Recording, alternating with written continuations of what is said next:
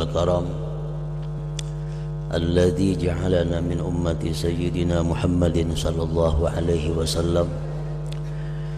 Wassalatu wassalam ala sayyidina Muhammadin an-nabiyil akram wa ala alihi wa ashabihi wa dhurriyyatihi wa atba'ihi wa man ihtaram, amma ba'du. Puji syukur kita haturkan kehadirat Allah subhanahu wa ta'ala yang selalu memberikan kita anugerah, memberikan kita nikmat, memberikan kita taufik dan hidayah, sehingga kita bisa berkumpul bersama-sama di majlis yang penuh berkah ini. Salawat dan salam tidak lupa kita haturkan kepada junjungan kita Nabi besar Muhammad sallallahu alaihi wasallam, dan kepada seluruh keluarga, sahabat, zuriat dan pengikut beliau sampai hari kiamat nanti. Para santri, hadirin hadirat rahimakumullah. Sebagaimana kita mengetahui kelahiran junjungan kita Rasulullah sallallahu alaihi wasallam, yaitu pada tanggal 12 Rabiul Awal di waktu terbit fajar. Dan kita pun mengetahui bahwa ada beberapa orang perempuan yang sangat berperan di dalam kelahiran dan kelangsungan Rasulullah sallallahu alaihi wasallam, yang mana kejadian-kejadian itu mengandung makna dan mengandung rahasia-rahasia yang kalau digali tidak akan ada habis-habisnya. Sebagaimana kita mengetahui bahwa Rasulullah sallallahu alaihi wasallam dilahirkan oleh seorang ibu yang bernama Aminah, dan kelahiran beliau itu dibidani oleh seorang perempuan yang bernama Asy-Syifa atau As-Safa, dibantu oleh seorang perempuan budak yang bernama Suwaibah, dan lagi disusui oleh seorang perempuan yang bernama Halimah As-Sa'diyah. Nama-nama yang tersebut itu bukan tanpa arti, bukan tanpa rahasia.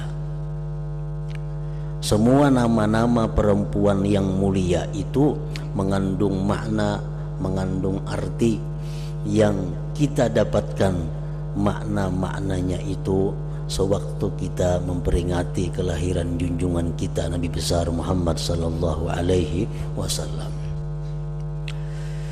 Para ulama dan hukama mengatakan bahwa Aminah itu artinya adalah aman, aman tentram, Aminah. Sedangkan Asy-Syifa, Asy-Syafa itu artinya adalah kesembuhan, kesembuhan dari berbagai macam penyakit.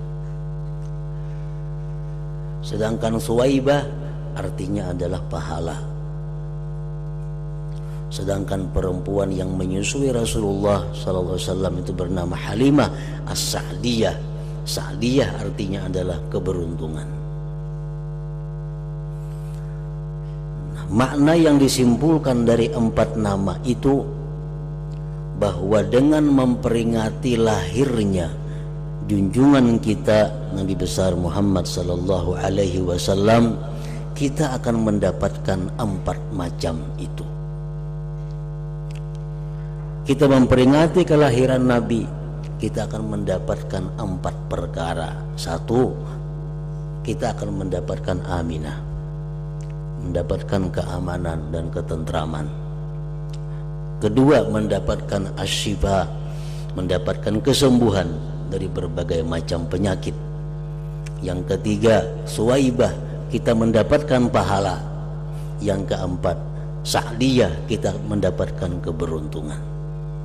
Nah, harapan kita permohonan kita kepada Allah dengan memperingati kelahiran Nabi sallallahu alaihi wasallam, kita mendapatkan 4 macam tadi.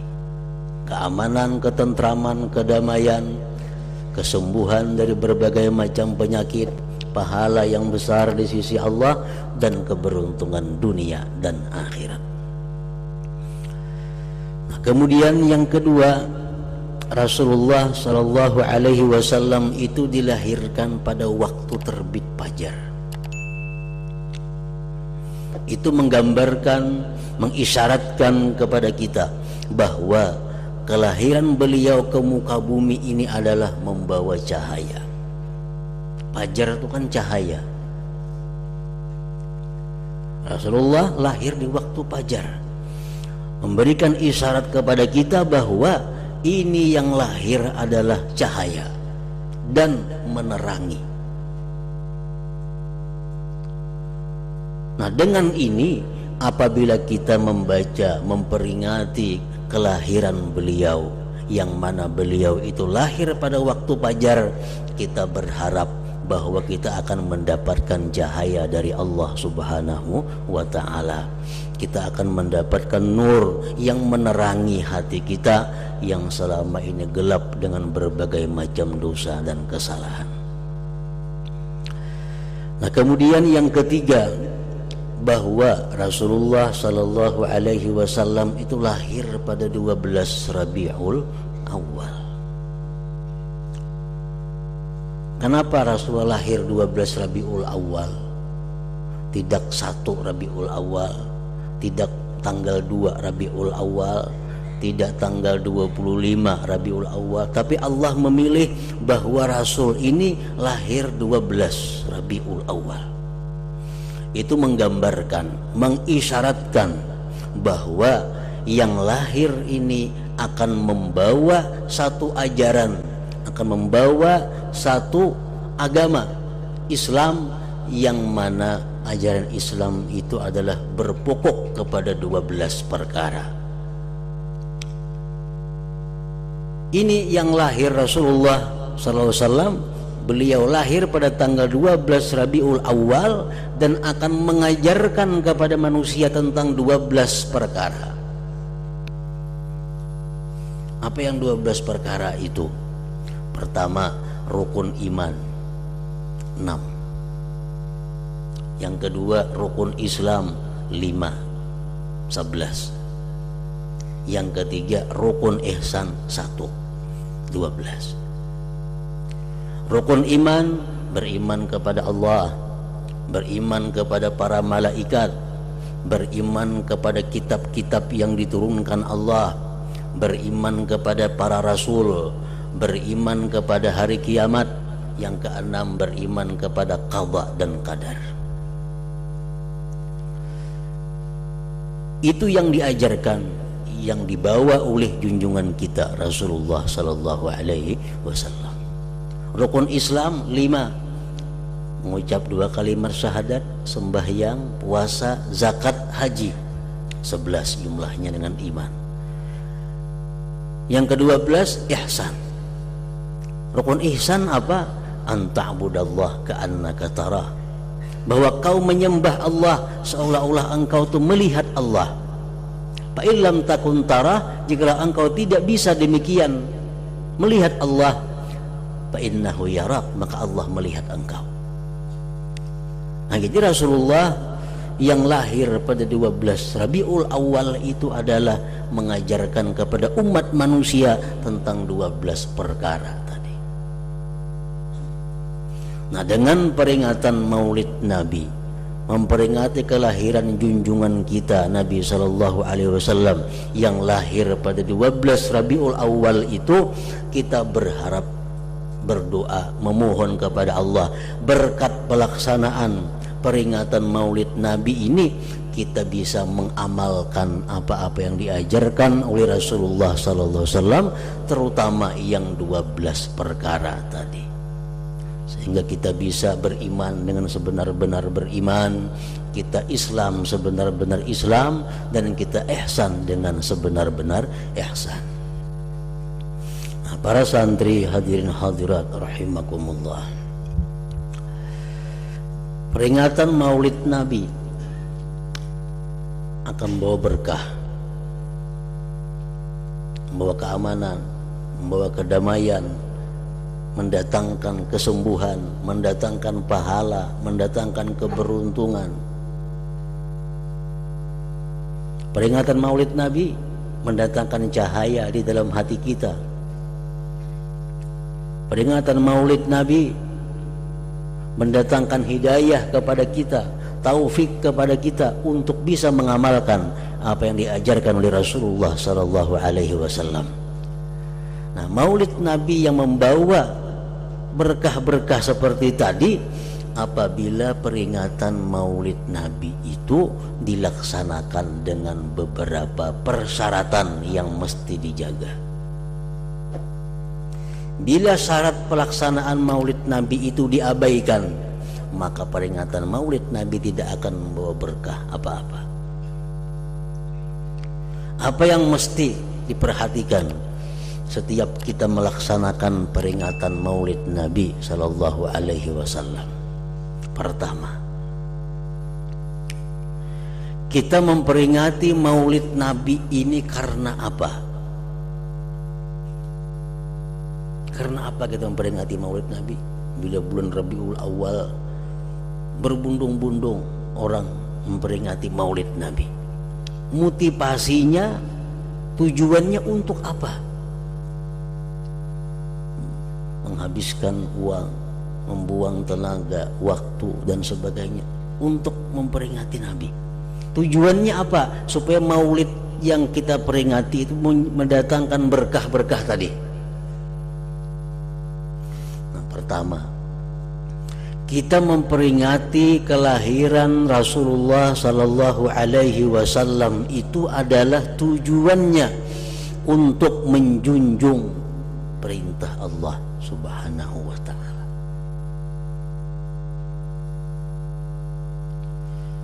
Kenapa kita memperingati Maulid Nabi? Karena itu perintah Allah. Di mana Allah memerintahkan?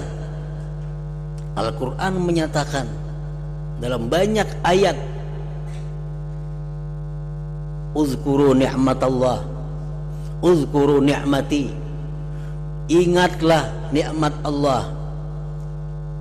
Al-Quran mengatakan, ingatlah nikmat-nikmatku, firman Allah. Kita disuruh mengingat nikmat, bukan dalam satu ayat, dalam banyak ayat Al-Quran memerintahkan kepada kita untuk mengingat-ingat nikmat.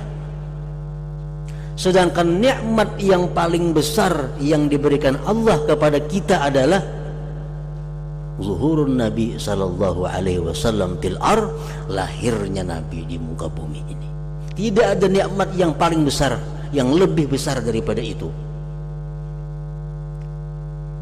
Nikmat yang paling besar yang diberikan Allah kepada kita adalah lahirnya Rasulullah sallallahu alaihi wasallam.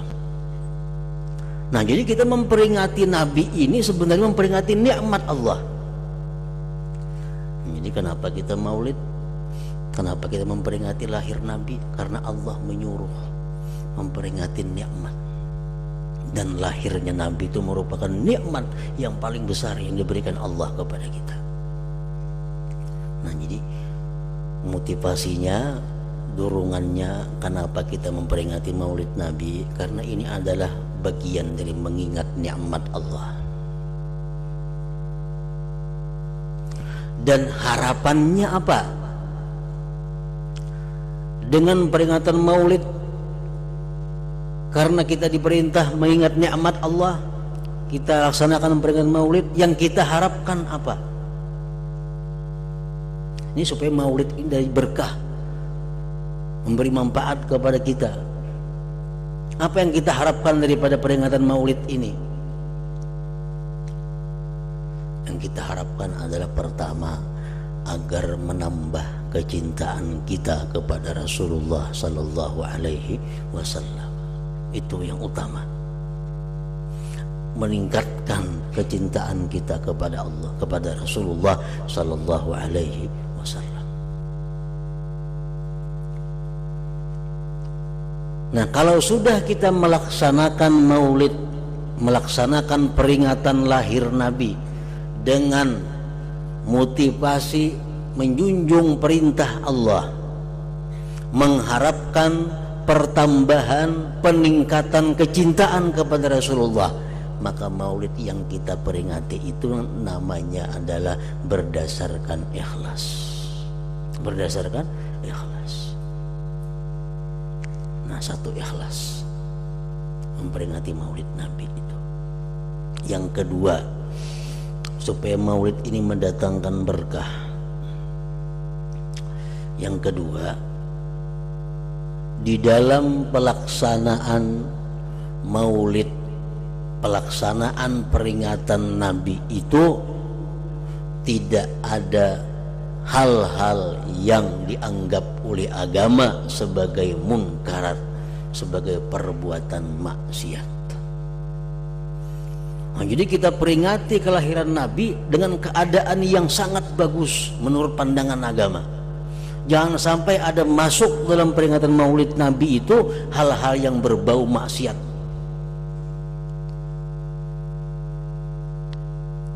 Karena di dalam hukum agama kita, bagaimanapun perbuatan taat itu kalau ada mengandung maksiat, maka yang diutamakan adalah menghindari maksiat. Menghindari maksiat. Nah, jadi kita memperingati maulid Nabi, kelahiran Nabi, jangan ada bercampur dengan maksiat.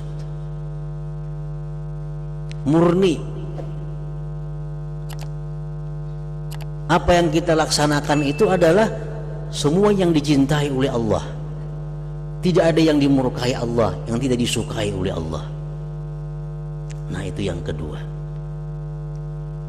Yang ketiga, pelaksanaan maulid itu jangan sampai melalaikan kita dari kewajiban-kewajiban agama. Gara-gara ka orang mulut sampai yang asar taka maghrib, sampai yang maghrib taka isya, gara-gara ka orang mulut sampai yang kada karuan. Nah, ini maulid Nabi bukan mendatangkan berkah, tapi mendatangkan ancaman dan kemurkaan Allah.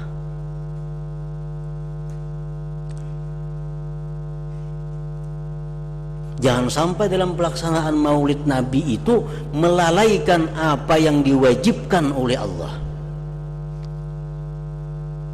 supaya maulid ini dapat berkah. Berkahnya apa ya yang tadi? Keamanan, kedamaian, kesembuhan, kebahagiaan dunia akhirat, terangnya hati, diberi taufik hidayah mengamalkan ajaran Rasulullah.